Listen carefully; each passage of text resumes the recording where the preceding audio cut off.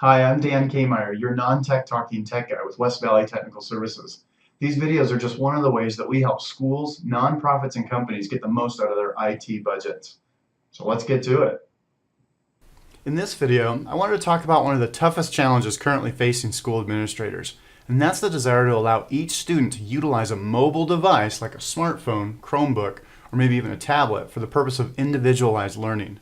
This is better known as the one-to-one initiative, and it can also encompass a policy called Bring Your Own Device, or BYOD for short. These ambitions come with their own considerations, however, and that's what I want to walk through with you today, so that you can create your own strategy and minimize the stress of implementing these changes in your school. So let's get started. We'll start by talking about what each option entails. Then we'll discuss the advantages and disadvantages of each of them, and we'll finish up by providing some suggestions based on our experience in the field. Let's look at the Bring Your Own Device strategy first. BYOD makes sense to use as a sort of proof of concept for a school that's considering a one-to-one initiative, but maybe isn't ready to spend a lot of money on it yet. First off, it's quicker and considerably cheaper to deploy because all that really needs to be done to get started is to create a student wireless network and then tell students that they're allowed to bring their qualified devices and use it in class. That's the simplified version, of course. The network will need to be filtered, of course, and you may want to use an authentication protocol like Radius so that you know who's going where on the internet. You may even need to expand your current wireless infrastructure to accommodate the additional devices, but that's pretty much the extent of the expenses involved, since the school won't be responsible for any of the ongoing maintenance of the devices either. The students probably won't need any additional training in the BYOD environment as well, since they're using devices that they already own and use on a daily basis. So that's why a school might consider using a BYOD approach. Let's look at the drawbacks of this strategy now. Allowing students to use their personal devices that they bring from home means that the school has no control over the configuration of those devices or what apps are installed on them, which makes it harder for the IT department to support those devices if someone does have an issue. The school will also have to have a policy in place to handle situations where students can't afford to purchase a device of their own. Does the school purchase a reserve of specific devices that they provide to the students that can't afford one? Are those students going to be allowed to take the school-owned devices home, just like all the other students can bring theirs home? These are policy decisions that the administration will need to be prepared to address. Another potential drawback to BYOD is a reduced integration with other network resources of the school, like printers and projectors, for example. It would be nearly impossible to make sure that every random student device has equal features, and as such, the expectation needs to be set that they may not be able to print or use their device with the classroom projectors or cameras. Therefore, the administration should have a contingency plan in place that allows students to print from specific computers, maybe in the library or something like that. Another thing to keep in mind is that it will be more difficult to keep the devices charged throughout the school day. If the students are responsible for keeping their devices charged, you can expect some issues. Of course, this concern can be mitigated if the school is willing to invest in some furniture that has charging ports or power outlets, for example, or maybe just buy a bunch of power strips for the classrooms to set up little charging stations for the students, and then put the onus on the students to bring their charging cables to school. Last on the list, if students are allowed to bring Windows devices, like small laptops, there's the very real threat of malware infections that could potentially spread to other devices, since the school can't monitor and maintain any antivirus software that's being used.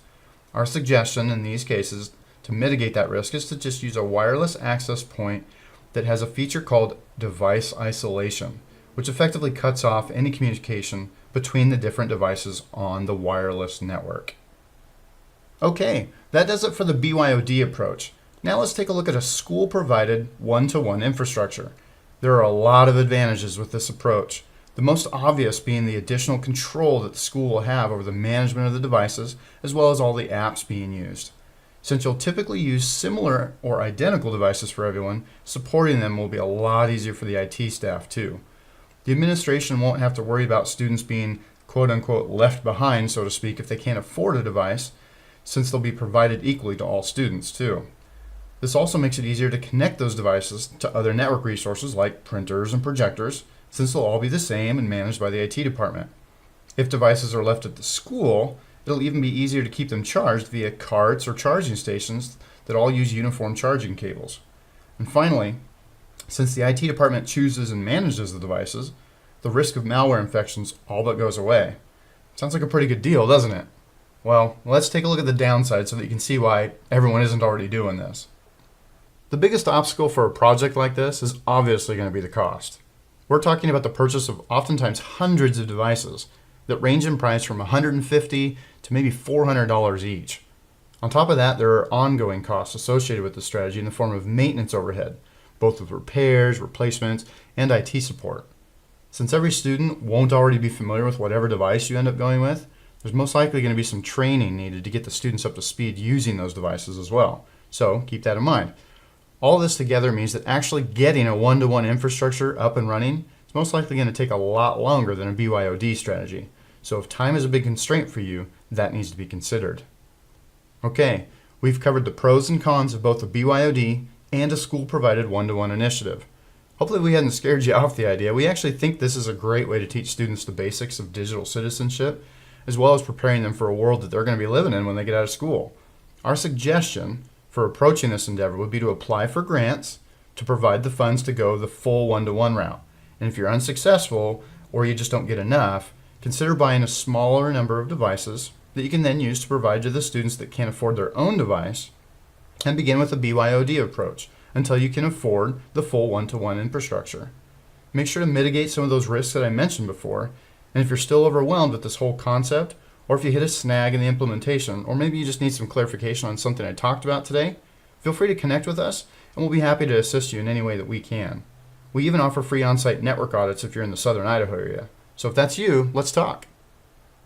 All right, that does it for this video. Feel free to reach out to us at 208-477-1837 or head out to our website, wvtsboise.com, if you have any questions. Hit that contact button up in the top corner, and we'll be happy to send you links to software and even get yourself a copy of our free guide to saving money on IT. I can tell you of customers that have saved over $1,600 a month just by following the free advice that we offer in here. Once again, my name's Dan Kmeyer, your non-tech talking tech guy, and I'll see you in the next video.